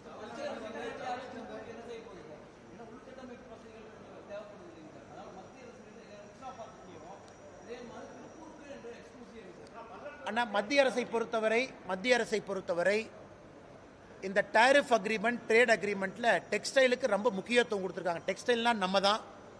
ஏன்னா கிட்டத்தட்ட இந்தியாவுடைய அந்தந்த கேட்டகரியில் 55% 80% ப்ரொடக்ஷன் நாம தான் பண்றோம். அது டிஃப்ரெண்ட் கேட்டகரிஸ் ஆஃப் அப்பேரல். இன்னைக்கு இவ்வளவு நமக்கு ப்ரொடெக்ட் பண்ணி கொடுத்துருக்காங்க, அது பெரிய விஷயம். அதே போல ஐரோப்பியன் யூனியன் மார்க்கெட்டை ஓப்பன் பண்ணி கொடுத்துருக்காங்க, பெரிய விஷயம். மித்ரா பார்க்கை பொறுத்தவரை நாம் தமிழகத்திற்கு என்று சொன்னோம். ஆனால் திமுக அரசு அவங்க டிசைட் பண்ணாங்க அதை எங்க கொண்டு போகணும். சில பேர் சேலம் பக்கத்தில் வேணும்னு கேட்டாங்க, சில பேர் பல்லடத்துக்கே வேணும்னு கேட்டாங்க. அதை தொழில்துறை அமைச்சர், முதலமைச்சர் அவர்கள் விருதுநகர் கொண்டு போகணும் முயற்சி பண்ணி கொண்டு போயிருக்கிறாங்க. ஆனால் மத்திய அரசை பொறுத்தவரை எப்பொழுதும் ஓரவஞ்சனையாக யாருக்கும் செயல்படல. இன்னும் திருப்பூர் அடுத்த கட்டம் செல்லணும், இன்னும் வேகமாக செல்ல வேண்டும் என்று தான் மத்திய அரசு விரும்புகிறாங்க. காரணம், டெக்ஸ்டைல் துறை மட்டும்தான் இந்தியாவில் மிக அதிகமான டைரக்ட் எம்ப்ளாய்மெண்ட்டை கொடுக்க முடியும். நம்ம என்னதான் பேசினாலும் கூட டெக்ஸ்டைல் செக்டரில் கொடுக்கக்கூடிய டைரக்ட் எம்ப்ளாய்மெண்ட்டை வேற எந்த துறையும் மேட்ச் பண்ண முடியாது, இன்க்ளூடிங் மேனுஃபேக்சரிங். அது டெக்ஸ்டைலை பொறுத்த வரைக்கும் உடனடியாக கொடுக்க முடியும். அதனால தான் டெக்ஸ்டைலுக்கு இந்த சிறப்பு கவனம். வெறும் 5% தான் ஐரோப்பிய யூனியன் மார்க்கெட். அது 10%, 20%, 30% வருகின்ற காலத்தில் மாறும் பொழுது எந்த அளவுக்கு வளர்ச்சி இருக்கும் என்பதை மட்டும் நீங்க ஒரு நிமிஷம் யோசிச்சு பாருங்க.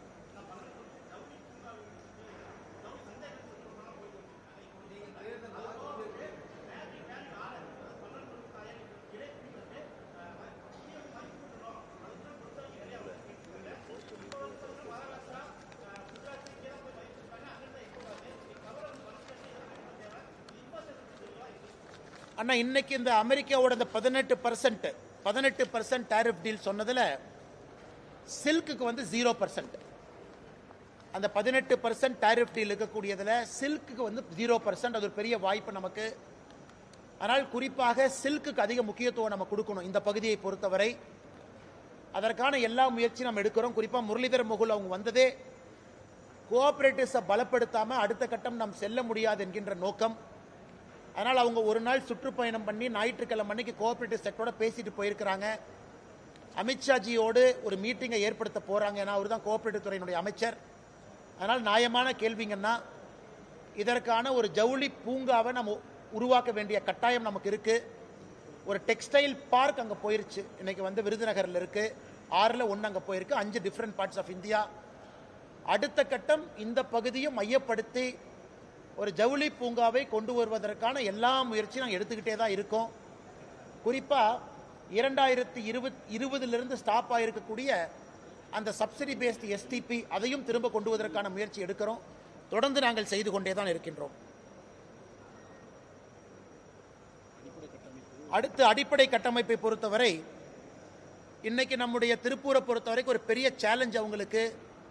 இங்கே உற்பத்தி ஆகக்கூடிய கூட்ஸை எப்படி வெளியே கொண்டு போகிறது அப்படிங்கிற சேலஞ்ச் அவங்களுக்கு. ஏன்னா பெரும்பாலும் அது கப்பல் மூலமாக தான் போக முடியும்.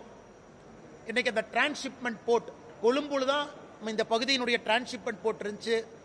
இன்னைக்கு கேரளாவுடைய விழிஞ்சம்ல ஒரு மிகப்பெரிய டிரான்ஸ்ஷிப்மெண்ட் போர்ட்டை நாம் உருவாக்கி இருக்கிறோம். இந்த பகுதி, இந்த ஏசியா ரீஜனுடைய மிகப்பெரிய போர்ட் அது இன்னைக்கு நம்முடைய திருப்பூர் நேரடியாக ஓப்பன் ஆகுது. யூரோப், அமெரிக்கா நேரடியாக கப்பல் மூலமாக கொண்டு போகலாம். அதே நேரத்தில் நம்முடைய துறைமுகம் வசதி, தூத்துக்குடியா இருக்கட்டும், சென்னையா இருக்கட்டும், 2 துறைமுகத்தையும் கூட அப்கிரேட் பண்ணிக்கிட்டு இருக்கோம். ஸோ ஒரு பக்கம் வாய்ப்பு மட்டுமல்ல, இன்னொரு பக்கம் உற்பத்தி ஆகக்கூடிய பொருளை எப்படி வேகமாக சந்தைப்படுத்துதல், எப்படி வேகமாக சந்தைக்கு கொண்டு போவீங்க. அந்த Vizhinjam port Kerala opening, upgradation of Thoothukudi, Chennai, அதுவும் கூட பெரிய அளவில் அவர்களுக்கு உதவி செய்யும் என்கின்ற முழு நம்பிக்கை எங்களுக்கு இருக்கணும்.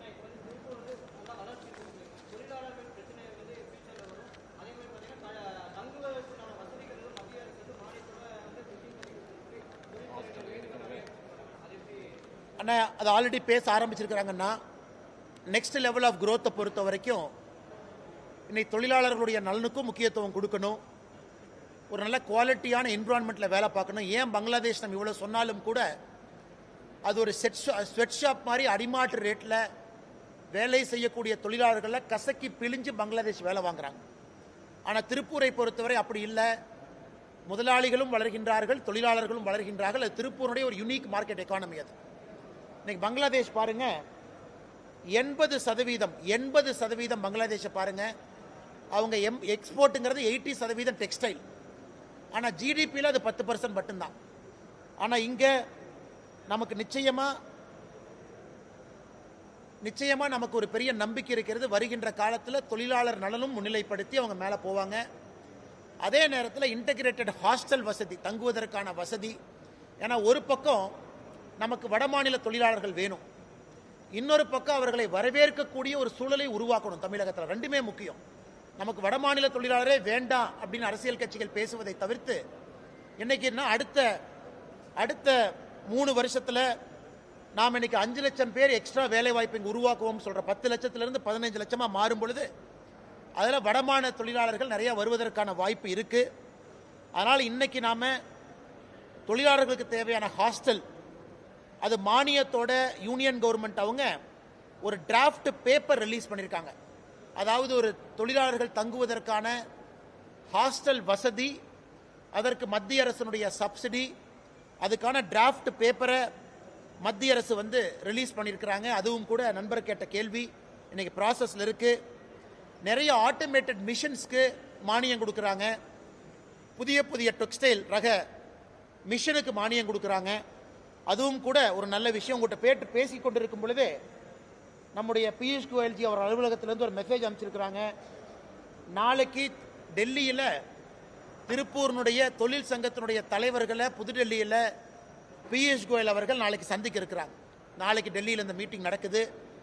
இந்த ட்ரேடு டீலை பற்றி ஃபீட்பேக் அவங்க என்ன நினைக்கிறாங்க, இன்னும் இம்ப்ரூவ் பண்ணுறதுக்கு ஸ்கோப் இருக்கா அப்படின்னு நாங்கள் ஆரம்பத்தில் சொன்னோம், முயற்சி எடுக்கிறோம்னு. இப்போவே பியூஷ் கோயல் அவர்கள் நாளைக்கு டெல்லியில் சந்திக்க இருக்கிறாங்க. அதுவும் வரவேற்கக்கூடிய ஒரு விஷயம். அது மட்டும் இல்லை, இன்னைக்கு இந்த யூனியன் பட்ஜெட் இந்த ஆண்டு 2026-27க்கான யூனியன் பட்ஜெட்டில் 5 யூனிவர்சிட்டி ஸ்கில்லிங் யூனிவர்சிட்டி அனௌன்ஸ் பண்ணியிருக்கிறாங்க. அதில் நிச்சயமாக 1 தமிழகத்திற்கு வரணும்னு நாங்கள் முயற்சி பண்ணுவோம். அந்த 1ம் கொங்கு பகுதிக்கு வரணும்னு முயற்சி பண்ணுவோம். காரணம், இன்னைக்கு மத்திய அரசை பொறுத்த வரைக்கும் சேலஞ்சு மாடல்னு சொல்கிறாங்க. நாங்கள் 6-5ன்னு சொல்லுவோம். ஒரு மாநிலமும் கம்பீட் பண்ணி அதை வாங்கிக்கிங்க அப்படின்னு. அதனால் தமிழ்நாடு அரசு அது உடனடியாக மத்திய அரசோடு பேசி அந்த 5 ஸ்கில் யூனிவர்சிட்டியில் 1 தமிழ்நாட்டுக்கு, அந்த 1ம் கொங்கு பகுதி கொண்டு வரணும். காரணம், இங்கே வேலை வாய்ப்பு அதிகம், நிறைய பேர்த்து நம்ம ஸ்கில்லிங் இன்னும் அதிகப்படுத்தணும். அதுவும் ஒரு நல்ல விஷயமாக நாங்கள் பார்க்கின்றோம்.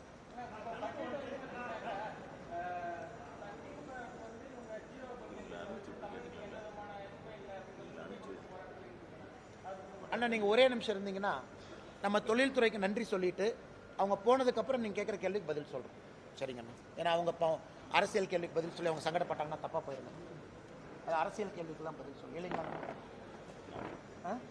ஆமாம். இல்லை அவங்க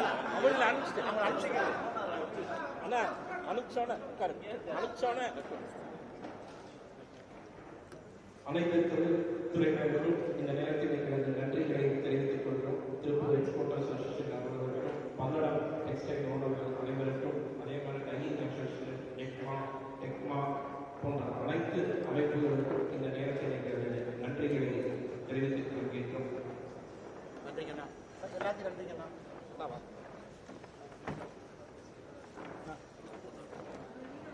இந்த நிகழ்வில் திருப்பூர் எக்ஸ்போர்ட் அசோசியேஷனுடைய முன்னாள் தலைவர் திரு டேட்டா பாயிண்ட் தான் வேணும்.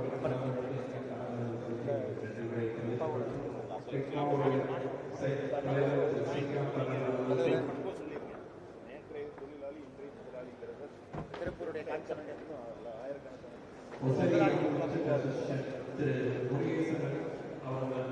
திருப்பூர் சைமா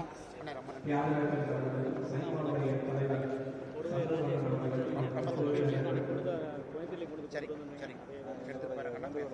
லாஸ்ட் டைமே கொடுப்போம். ஆமாங்க, ரொம்ப முக்கியமான நேரத்தில் நான் கையில் எடுக்கிறோம். ரொம்ப சரி சரிங்க சார், பார்த்து போயிட்டு வாங்க.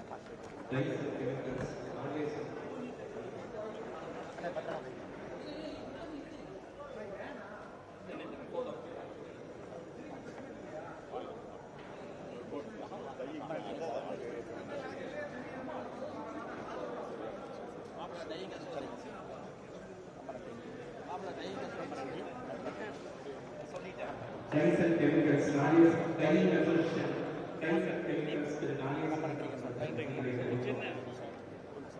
சரிங்க சார். 2 years ரிப்ளை வருது. Thank you sir. டைனிங் அசோசியேட் அண்ணன் செந்திலன் அவர்களுக்கு நன்றிகளை தெரிவித்துக் கொள்கிறேன். நிறைய ப்ராப்ளம் இருக்குங்க ஐயங்கள. சரி, உங்களுக்கும் தெரியும் ஆமாம், எடுத்துகிட்டு போகிறோம். நான் பேசுகிறேன். அது மட்டும் நம்ம என்னென்னு பார்த்துட்டு சரிங்க, நானே பேசுகிறேன். நிறைய பிரச்சனை படிச்சு நான் பேசுகிறேன் ஐயா. நான் பேசுகிறேன். டெக் மாஸ்டர் தலைவர் அண்ணன் ஸ்ரீகாந்த் அண்ணன் அவர்களுக்கு எனது நன்றிகளை தெரிவித்துக் நன்றிங்கண்ணா. உச்சநீதிமன்றம் பிஜேபி சேர்ந்து பெண்டிங் அசோசியேட்டோட தலைவர் ராஜு பேசிப்பேன். பையண்ணா, நானே பேசுகிறேன். வீட்டில் ரோட்டரி ஸ்ட்ரீட் பில்டிங் அண்ணன் ஜெகதா பழனிசாமி அவர்களுக்கு எனது நன்றிகளை தெரிவித்துக் கொள்கிறோம். 4 வருஷமா கொஞ்சம் எல்லாம் இதாக இருந்தால் கொஞ்சம் பாட்டில் நெக்ஸ் எல்லாம் இருக்கு. இருக்குங்க. சரிங்க, சரிங்க. சரிங்க, கொஞ்சம் எடுத்து சரிங்க. கொஞ்சம் இது சரிங்க. இந்த வளர்ச்சிகள் சரிங்க, சரிங்க. ஆமாம்.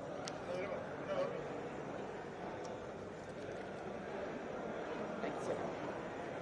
அண்ணா ஒரு 5 நிமிஷம் அமைதியாக இருந்தாங்கன்னா ப்ரெஸ் மீட் கட்டிடுவாங்க.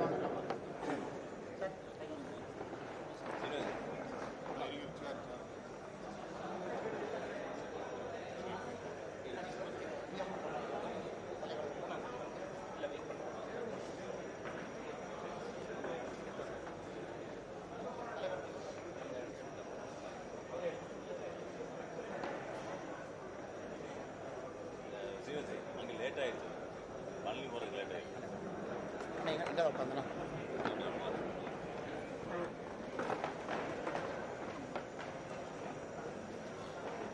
ஏகே பார்ட்டிஸ் நம்ம ஓப்பன் பண்ணி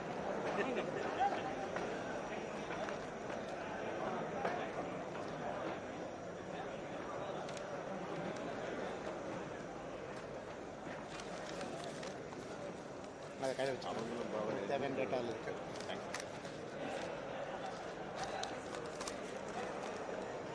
அண்ணா கேளுங்க அண்ணா கேள்வி.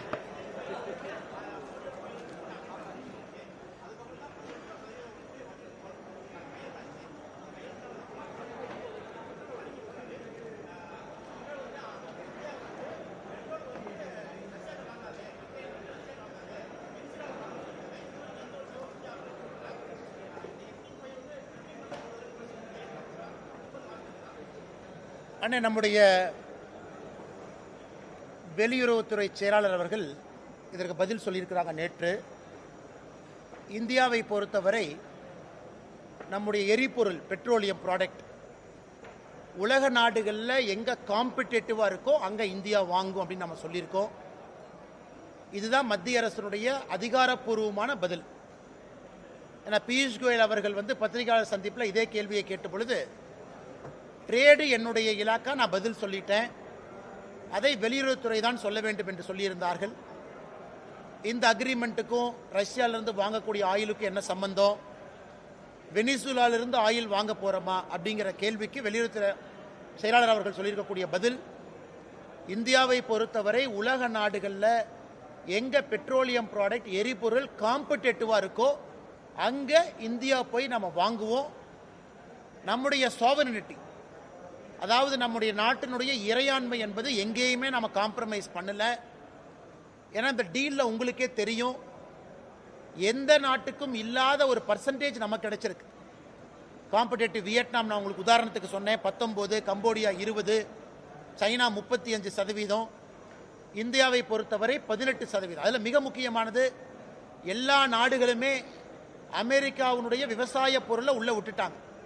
ஆனால் இந்தியாவை பொறுத்தவரை அமெரிக்காவுடைய விவசாய பொருளையும் உள்ளே விடாமல் இந்த டீலை கொண்டு வந்திருக்கோம்.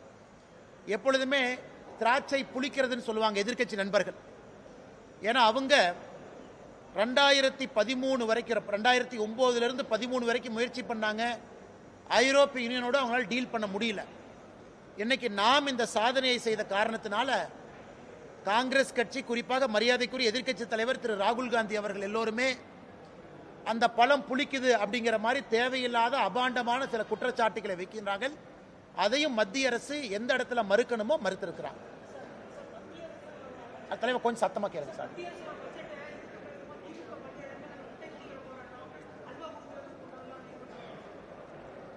ஆனால் மத்திய அரசை பொறுத்தவரை நம்ம எல்லா இடத்துலையுமே பட்ஜெட்டை பற்றி நம்ம பேசிக்கிட்டு இருக்கோம். பத்திரிகையாளர் சந்திப்பு திருப்பூரில் முரளிதர் மகோல் அவங்க கிட்ட பேசினாங்க. இன்னைக்கு தமிழகத்திற்கு என்னெல்லாம் கொடுத்துருக்கோங்கிறது நம்ம பட்டியல் போட்டிருக்கோம். ஒரு ஆண்டை போல இந்த ஆண்டும் கூட தமிழகத்தை பொறுத்தவரை ரயில்வே துறையில் ஹை ஸ்பீடு ட்ரெயின் நம்ம பேசியிருக்கோம். சென்னை பெங்களூர், சென்னை ஹைதராபாத் நம்ம பேசியிருக்கோம். இந்த ஆண்டு மொத்தமாக எல்லா ஹை ஸ்பீட் ரயில் நெட்வொர்க்கு 16 லட்சம் கோடி ரூபாய் ஒதுக்கி இருக்கிறாங்க. அது மட்டும் இல்லாமல் 10,000 கோடி ரூபாய் பார்மசூட்டிகளுக்கு ஒதுக்கி இருக்கோம். 6 பெரிய பார்க் வருது. எத்தனையோ விஷயங்கள் நாம் சொல்லியிருப்பது எல்லாமே தமிழ்நாட்டுக்கு பொருந்தும். நாம் எத்தனை மாநிலத்தினுடைய பேர் அந்த பட்ஜெட்டில் பயன்படுத்தி இருக்கிறோம். மாநிலம் எல்லாருக்கும் பொதுப்படையான ஒரு பட்ஜெட் அறிவிச்சிருக்கிறோம். இது தமிழ்நாடு அரசு பட்ஜெட் போடும் பொழுது திருப்பூருக்கு, கோயம்புத்தூருக்கு, சென்னைக்கு, காஞ்சிபுரத்துன்னு போட போறாங்களா? தமிழ்நாட்டுக்குன்னு தான் போட போறாங்க. அதை நம்ம பயன்படுத்திக்க போறோம். அதுக்குன்னு என்னுடைய ஊர் பேர் இல்லைன்னு கோயம்புத்தூர்காரங்க ஸ்ட்ரைக் பண்ண போறாங்களா?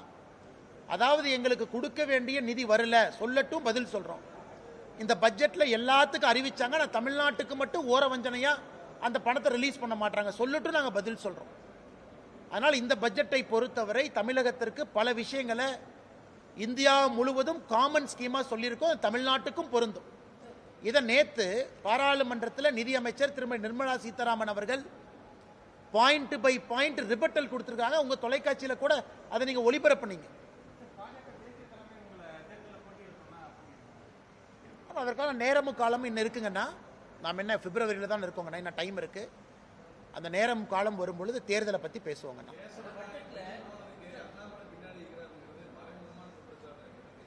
ஆனால் கேசவநாயம் அவர்களை பொறுத்தவரை பாரதிய ஜனதா கட்சியில் நீண்ட காலமாக சிறப்பாக பணி செய்த நம்முடைய அமைப்பு பொதுச்செயலாளர் அவர்கள் நிறைய தேர்தலை சந்திச்சிருக்கிறாங்க. நல்ல ஒரு மனிதர், கடுமையாக உழைக்கக்கூடியவர், ரொம்ப எளிமையாக வாழக்கூடியவர். அவங்க ஆர்எஸ்எஸ் பிரச்சாரத்தில் இருக்கிறாங்க. அவங்களுக்கு எந்த பொறுப்பும் கூட ஒரே பொறுப்பு தான். அது சங்கத்திலிருந்து, ஆர்எஸ்எஸ் இயக்கத்திலிருந்து பாரதிய ஜனதா கட்சிக்கு கொடுக்கப்பட்டிருந்தார்கள். திரும்ப சங்கம் அவங்களை திரும்ப எடுத்து இன்னொரு பொறுப்பை கொடுத்துருக்கிறாங்க. இன்னைக்கும் ஒரு முக்கியமான பொறுப்புக்கு போயிருக்கிறாங்க இங்கிருந்து. இன்னைக்கு இதே பார்த்தீங்கன்னா கேரளாவில் அமைப்பு பொதுச்செயலாளர் இல்லை, கர்நாடகாவில் அமைப்பு பொதுச்செயலாளர் இல்லை, இன்னைக்கு தமிழ்நாட்டில் அமைப்பு பொதுச்செயலாளர் இல்லை, புதுச்சேரி மாநிலத்தில் அமைப்பு பொதுச்செயலாளர் இல்லை. அது ஒன்றும் புதிதில்லை. அதனால் பத்திரிகை நண்பர்கள் நிறைய டிபேட்லாம் நடத்துறீங்க. இந்த கேரளா, கர்நாடகா, தமிழ்நாடு, புதுச்சேரி 4 மாநிலத்திலும் கூட அமைப்பு பொதுச்செயலாளர் இல்லை. அந்த பொறுப்பு காலியாக இருக்கு. ஏன்னா சங்கத்துக்கு அந்த பிரச்சாரக்கு அவங்க திரும்ப போன பிறகு அதற்கு என்ன சங்கத்திலிருந்து இன்னும் புதியவங்க கொடுக்கல. காரணம், இந்த ஆண்டும் கூட சங்கத்துக்கும் திறமையானவங்க தேவைப்படுறாங்க. அது சங்கம் தான் உங்கள்கிட்ட சொல்லணும். ஏன்னா 100 ஆண்டு காலம் விழா நடக்குது இந்தியா முழுவதுமே, நிறைய வேலைகள் இருக்கு. அதனால் கேசவநாயம்ஜி அவர்கள் இன்று காலையில் கமலாலயத்தில் சந்தித்து விட்டு வந்தோம். மிகச் சிறப்பாக பணியாற்றியதற்காக நாங்கள் எல்லாம் இணைந்து அவருக்கு எங்கள் நன்றியை தெரிவித்திருக்கின்றோம். கேசவநாயம் அவர்களை பொறுத்தவரை அவர் பிரச்சாரக், அவங்க வேலையை முடிச்சுட்டு அவங்க கிளம்பிட்டாங்க, அவ்வளோதான். அவர் அரசியல்வாதி கிடையாது. அதனால் அவரை பற்றி தேவையில்லாத ஒரு விவாதமோ தேவையில்லாத வீண் சர்ச்சைகளோ அதெல்லாம் முடிவுக்கு வரும் என்கின்ற ஒரு எண்ணமும் எனக்கு இந்த நேரத்தில் இருக்கு. என்ன கருத்து பண்ணேன்? அமெரிக்காட்ட போய் ஒப்பந்தமானே பண்றோம் இல்ல, கருத்து வேற பேருங்க வருது. அவங்க வேலையை அவர் செய்யறாரு, என் வேலையை நான் செய்யறேன்.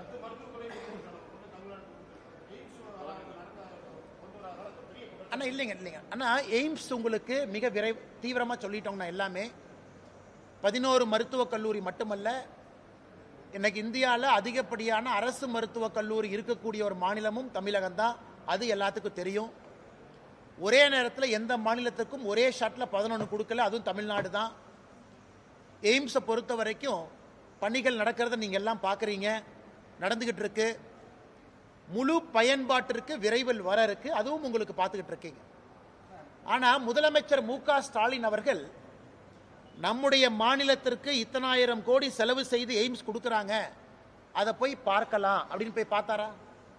இதனை மதுரை மு.க. ஸ்டாலின் அவர் கீழே இல்லையா? மதுரை தனி ஜோனா? தமிழ்நாட்டில் முதலமைச்சர் கீழே மதுரை வராதா? எத்தனை முறை மதுரைக்கு போறாரு? ஒரு முறையாவது முதலமைச்சர் அவர்கள் எய்ம்ஸ் கட்டடம் எங்க வேலை நடக்குதோ போய் எட்டி பார்த்து அந்த இன்ஜினியரை கூப்பிட்டு அரசு அதிகாரிகளை கூட்டிட்டு போய் என்ன நடக்குதுன்னு பார்க்கலாமே? ஒருவேளை தாமதமா இருந்தா அங்கிருந்தே போன் பண்ணி அமைச்சர்கிட்ட பேசலாமே? இத்தனை முறை 5 ஆண்டுகளை எத்தனை முறை தமிழ்நாட்டினுடைய முதலமைச்சர் திரு மு.க. ஸ்டாலின் மதுரை போயிருக்கிறார், அந்த எய்ம்ஸ் பக்கம் போயிருக்கிறாரா? அதனால முதலமைச்சர் மு.க. ஸ்டாலின் அவர்களை பொறுத்தவரை எய்ம்ஸ் வரக்கூடாது என்பதற்காக 4 ஆண்டு காலமா வேலை பார்த்தார். எய்ம்ஸ் பகுதிக்குள்ள இருக்கக்கூடிய மரத்தை கட் பண்றதுக்கான லைசன்ஸே கொடுக்கல. அவங்க மரத்தை கட் பண்றதுக்கு 1.5 வருஷம், லேண்டை எடுப்பதற்கு டிலே, ஒன்றொன்றும் கூட மாநில அரசு எவ்வளவு டிலே பண்ண முடியுமோ, எவ்வளவு மோசமாக காலம் தாழ்த்த முடியுமோ, அங்க இருக்கக்கூடிய பஞ்சாயத்து ஆரம்பித்து எல்லா தமிழ்நாட்டு அரசனுடைய துறைகளை வைத்து அவ்வளவு வேலை செஞ்சு பார்த்தாங்க. அதையெல்லாம் தாண்டி இன்னைக்கு எய்ம்ஸ் நிக்குது. அதனால எங்களுக்கு வேண்டாம், அது வரலின்னு சொல்றது எழுதுங்கண்ணா. ஆனா மாநில அரசனுடைய 0% கோஆபரேஷனோடு, எந்த ஒத்துழைப்பும் கொடுக்காம இன்னைக்கு பாரதிய ஜனதா கட்சி அரசு, மத்திய அரசு நம்முடைய கையில மாநிலத்தில் பவர்ஸ் இல்ல, அரசாங்கம் நம்முடைய கிடையாது, 4.5 ஆண்டுகளாக நாம் இல்ல, அதையும் தாண்டி இந்த அளவு கொண்டு வந்திருக்கோம். அதனால குற்றம் சாட்டக்கூடிய முதலமைச்சர் எய்ம்ஸை பார்வையிட்டு குற்றம் சாட்டினா நாங்கள் ஏத்துக்கிறோம். எய்ம்ஸ் பக்கமே போகாதவர், வெறும் அசம்பிளியில மட்டும், லெஜிஸ்லேட்டிவ் அசம்பிளியில மட்டும் மைக் எடுத்து பேசுறவர், மேடையின் மீது பேசுறவர், கொஞ்சம் கூட அக்கறை இல்லாத முதலமைச்சராக தான் இருந்திருக்கிறாங்க. அதனால எய்ம்ஸ் மிக மிக விரைவில் மக்கள் பயன்பாட்டுக்கு வர இருக்கிறது, அதில் எந்த மாற்று கருத்தும் இல்லை.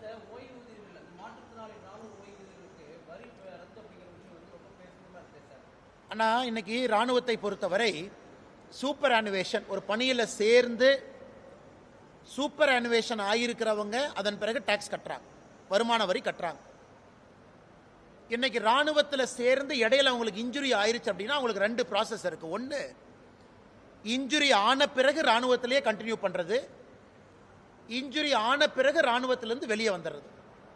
இன்னைக்கு நீங்க கேட்குற கேள்வி என்னன்னா, இன்ஜுரி ஆன பிறகு ராணுவத்திலேயே கண்டினியூ ஆகி ரிட்டையர் ஆனவங்களுடைய பணத்துக்கு இன்னைக்கு வருமான வரி போட்டிருக்காங்க அப்படிங்கிறது உங்களுடைய கேள்வி. ஆனால் இன்ஜுரி ஆகி ராணுவத்திலிருந்து வெளியே வந்தவங்களுக்கு வாங்கக்கூடிய பென்ஷனுக்கு வருமான வரி கிடையாது, அதுக்கு எதுவுமே வருமான வரி இல்லை. அதனால் இது பல இடத்துல நிறைய பேர் கோரிக்கை வச்சிருக்கிறாங்க, மத்திய அரசினுடைய கவனத்துக்கு போயிருக்கு. மத்திய அரசு எல்லாத்தையும் பார்த்துட்டு தான் ஒரு முடிவு எடுத்திருக்கிறாங்க. ஏன்னா ராணுவத்தை பொறுத்த வரைக்கும் வெல்ஃபேர் அசோசியேஷன் நிறைய இருக்கு, அவளுடைய பிரச்சனையை எப்பொழுதுமே மத்திய அரசு காது கொடுத்து அதிக முக்கியத்துவம் கொடுத்து கேட்பாங்க. அதனால் நல்ல தீர்வு மிக விரைவில் அவங்களுக்கு கிடைக்குங்கிற நம்பிக்கை எனக்கு இருக்கு. இல்ல இல்ல, ஆனா என்டிஏவுடைய கூட்டணி இன்னும் விஸ்தாரமாகி கொண்டிருக்கிறது, விரிவாகி கொண்டிருக்கிறது. ஆனால் வருகின்ற காலத்தில் இன்னும் நிறைய நாட்கள் இருக்கு. கூட்டணியில் சேராத கட்சிகளும் வேகமாக ஒரு நல்ல முடிவெடுத்து திராவிட முன்னேற்ற கழகத்தை வீழ்த்துவதற்கு தேசிய ஜனநாயக கூட்டணியோடு இணைவார்கள் என்கின்ற முழு நம்பிக்கை எங்களுக்கு இருக்கு.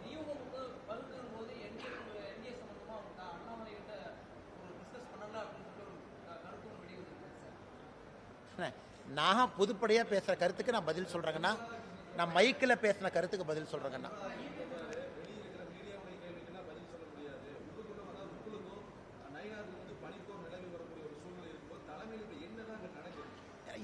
பனிப்போர், கோல்டு வார், ஹாட் வார் அதெல்லாம் ஒன்றும் கிடையாதுங்கண்ணா. நான் எல்லா இன்னைக்கு பாருங்க, எங்கள் பத்திரிகை அந்த மாவட்ட தலைவர் அவங்க, பொதுச்செயலர் அவங்க, அண்ணா இங்கே வந்து இந்த டீலை பற்றி பேசுகிறோம், நாங்கள் பேசுகிறோம். நேராக இங்கேருந்து பழனி போய் பழனியில் மாவட்டமாக அறிவிக்க சொல்லக்கூடிய போராட்டத்தில் பங்கேற்கிறேன். கட்சி வேலை தான் செய்கிறேன், சொல்லக்கூடிய வேலையெல்லாம் செய்கிறேன். ஆனால் பத்திரிகை நண்பர்களுக்கும் கூட என்னுடைய அன்பான வேண்டுகோள், இந்த தேர்தல் காலம்ங்கிறனால நீங்களும் ரொம்ப சுறுசுறுப்பாக இருக்கிறீங்க. எப்பவுமே பத்திரிகை நண்பர்கள் சுறுசுறுப்பாக தான் இருப்பீங்க. தேர்தல் காலத்தில் இன்னும் சுறுசுறுப்பாக இருப்பீங்க. செய்தி சேகரிக்கணும், நிறைய கமெண்ட் வேணும், ஃபீட்பேக் வேணும், பைட் வேணும். அதனால் இன்னும் 40 நாள் இருக்கலண்ணா. எல்லா கேள்விக்கும் இன்றைக்கே பதில் சொல்ல வச்சிட்டிங்கன்னா அடுத்த 40 நாட்கள் எப்படி உங்களுக்கு சுவாரஸ்யமாக கொண்டு போவீங்க? கடைசி கேள்வி எடுத்துக்கலாம் அண்ணா, நான் மறுபடியும் சொல்லுங்கண்ணா.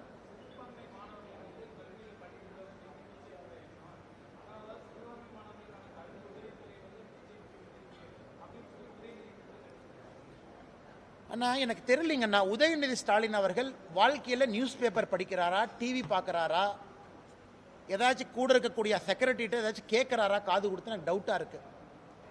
எந்த சிறுபான்மை மாணவர்களுக்கு கொடுக்கக்கூடிய எந்த ஊக்கத்தொகையை பாரதிய ஜனதா கட்சி நிறுத்தி இருக்குன்னா, இன்னைக்கும் ரெக்கார்டு படி பார்த்தா 10 ஆண்டுகள் யூபிஐ விட 12 ஆண்டுகள் என்டிஏல தான் சிறுபான்மை மாணவர்களுக்கு அதிகப்படியான ஊக்கத்தொகை போயிருக்கு. எந்த ஊக்கத்தொகையை நாங்கள் எங்கே நிறுத்தியிருக்கோம்? எங்கேயுமே நிறுத்தலை.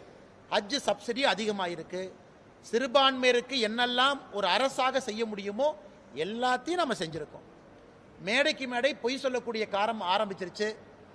உதயநிதி ஸ்டாலின் அவர்கள் என்ன நிறுத்தியிருக்கோன்னு சொன்னார்னா பதில் சொல்றேன்.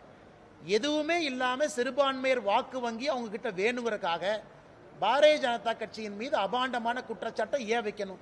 சரி, இந்த 5 வருஷத்துல திமுக சிறுபான்மையருக்கு என்ன பண்ணிருக்குன்னு வெள்ளை அறிக்கை அவங்க கொடுக்கட்டும். 5 ஆண்டுகள்ல சிறுபான்மையர் சிறுபான்மையர் சிறுபான்மையர்னு கூரை மேல இருந்து முதலமைச்சர் கத்துறாங்க. நீங்க சிறுபான்மையருக்கு 5 வருஷத்துல என்ன பண்ணிருக்கீங்கன்னு சொல்லுங்க.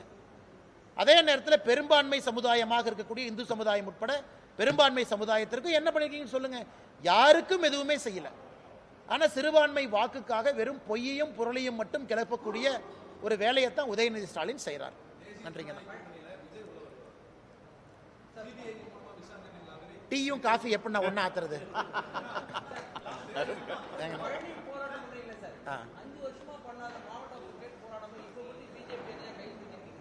அண்ணா இல்ல இல்ல அண்ணா, பழனி போராட்டம் 2-3 போராட்டம் நடந்திருக்கு. இன்னைக்கு நடக்கக்கூடிய போராட்டம் என்பது எல்லா அரசியல் கட்சிக்கும் சொல்றோம். எய்தர் திமுக நீங்க தேர்தல் வாக்குறுதி கொடுத்ததை நிறைவேற்றி பழனிய மாவட்டமா அறிவிங்க, அல்லது எல்லா அரசியல் கட்சியும் உங்க மேனிஃபெஸ்டோல கொண்டு வாங்க. ஜெயிச்ச உடனே அந்த அரசியல் கட்சி பழனிய மாவட்டமா டிக்ளேர் பண்ணுங்க. அதற்கான கவன ஈர்ப்பு போராட்டம் இன்னைக்கு நடக்க இருக்குங்க. நன்றிங்க. எல்லா கேள்விக்கு இன்னைக்கே பதில் சொல்லிட்டு அப்புறம் நாளைக்கு காலையில் சுவாரஸ்யம். ஆனால் முதல்ல இதெல்லாம் பத்திரமா கொடுத்துட்டு போறேன். யாரும்